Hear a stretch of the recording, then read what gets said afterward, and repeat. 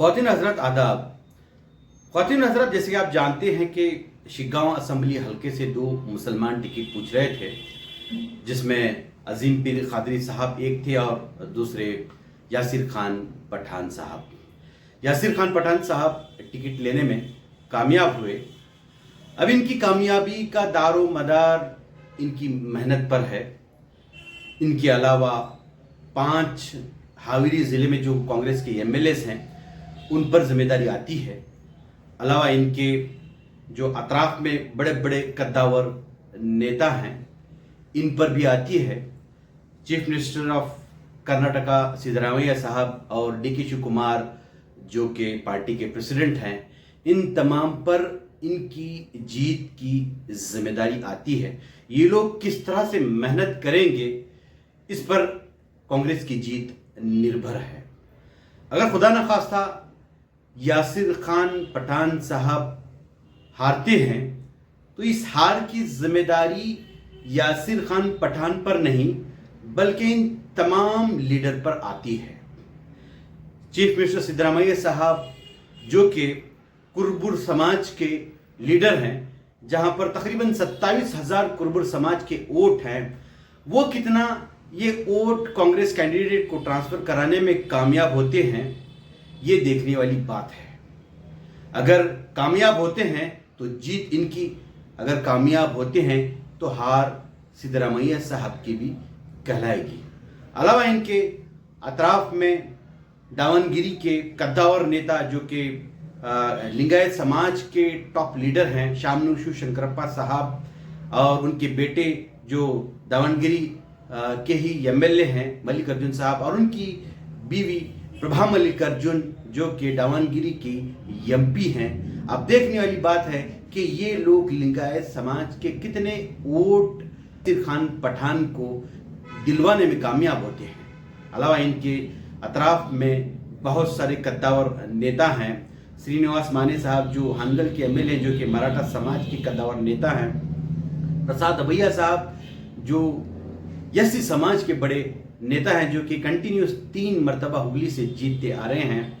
देखने वाली बात है कि ये अपने समाज के कितने वोट यासिर खान पठान को दिलाने में कामयाब होते हैं।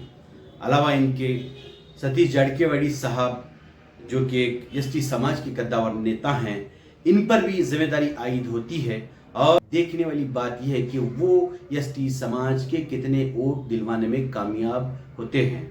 इनके अलावा बहुत सारे हावेरी डिस्ट्रिक्ट में लीडर्स हैं जो कि मौजूदा एमएलए भी हैं, वो कितनी मेहनत करते हैं। आरबी तिम्मापुरी साहब जो कि मिनिस्टर हैं, जो एससी के कद्दावर नेता हैं। उनके अलावा खुद मल्लिकार्जुन खड़गे साहब जो कि कांग्रेस के नेशनल प्रेसिडेंट हैं, वो अपने समाज के वोट दिलवाने में इस कैंडिडेट को कितने कामयाब होते हैं, ये देखने वाली बात है। अलावा इसके कांग्रेस में बहुत सारे बड़े बड़े नेता हैं। हम कह सकते हैं कि बीजेपी के भी जो नेता हैं उनसे भी बड़े और कद्दावर नेता कांग्रेस में मौजूद हैं। हालांकि ये बाई इलेक्शन चल रहा है, उनकी मसरूफियत कहीं और नहीं होगी, उनके लिए कोई इलेक्शन का मामला नहीं है। वो बखूबी क्षेत्र में अपने आप को दे सकते हैं, के लिए वो मेहनत कर सकते हैं। देखने वाली बात है कि कांग्रेस के इतने बड़े कद्दावर नेता इस सीट पर कितनी मेहनत करते हैं और अपने समाज के वोट यासिर खान पठान को दिलाने में कितने कामयाब होते हैं। ये कांग्रेस के लिए इम्तिहान है, कांग्रेस के बड़े बड़े कद्दावर नेताओं के लिए इम्तिहान है, क्योंकि ये हर कोई जानता है कि मुसलमान अक्सर कांग्रेस को ही वोट देता है। 2023 में मुसलमानों ने एक मुश्त कांग्रेस को वोट दिलाकर कांग्रेस को बरसरे इख्तिदार पहुंचाया है। अब देखने वाली बात ये है कि कांग्रेस के मुसलमान कैंडिडेट को ये तमाम लीडरान कामयाब कराने में कितने सक्षम हैं, कितनी ये लोग मेहनत करते हैं।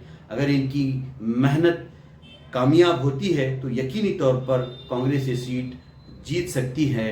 अगर ये सीट कांग्रेस हारती है तो ये हार सिर्फ यासिर खान पठान की नहीं बल्कि ये हार होगी कांग्रेस की, ये हार होगी चीफ मिनिस्टर सिद्धरामैया की, ये हार होगी DK शिव कुमार की, ये हार होगी तमाम कांग्रेस के कद्दावर नेताओं की। अब साबित करने का मौका कांग्रेस को है। मुझे सुना, बहुत बहुत शुक्रिया।